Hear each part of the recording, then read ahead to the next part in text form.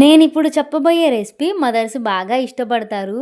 ఎందుకంటే మనము ఈరోజు మిగిలిపోయిన రైస్‌తో ఎగ్ రైస్ ఎలా చేసుకోవాలో చూద్దాము. ఇక లేట్ ఏం లేకుండా రెసిపీలోకి వెళ్దాము. ముందు ఒక కడాయి పెట్టేసుకొని అందులో 3 టేబుల్ స్పూన్ దాకా ఆయిల్ ఏసేసుకొని పోపు దినుసులు వేసుకోవాలి. ఇది మీ ఆప్షనల్.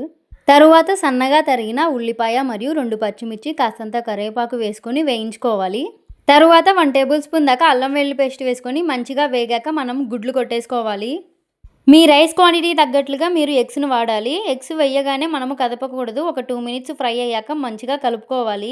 తరువాత 1 ½ టేబుల్ స్పూన్ దాకా ఉప్పు మరియు హాఫ్ టీ స్పూన్ పసుపు వేసుకోవాలి.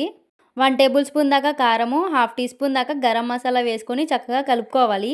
ఇవంతా మంచిగా కలుపుకున్నాక మీరు ఎగ్స్‌ని బాగా కదపొద్దు. 1, 2 సార్లే కలపండి. తర్వాత మీ రైస్‌ని వేసేసుకోవాలి. రైస్ పొడి పొడిగా ఉంటేనే ఎగ్ రైస్ అనేది చాలా బాగా వస్తుంది. రైస్ వేసేసి మంచిగా కలుపుకున్న తర్వాత పైన కొత్తిమీరతో గార్నిష్ చేసుకుంటే ఎంతో టేస్టీగా ఉండే మిగిలిపోయిన రైస్‌తో ఎగ్ రైస్ అనేది రెడీ అయిపోతుంది. ఇలా చేయడం వల్ల రైస్ అనేది యూజ్ అవుతుంది. వేస్ట్ ఏమి అవ్వదు కాబట్టి మదర్స్ బాగా ఇష్టపడతారు. మరి మీరేమంటారో కామెంట్ చేయండి.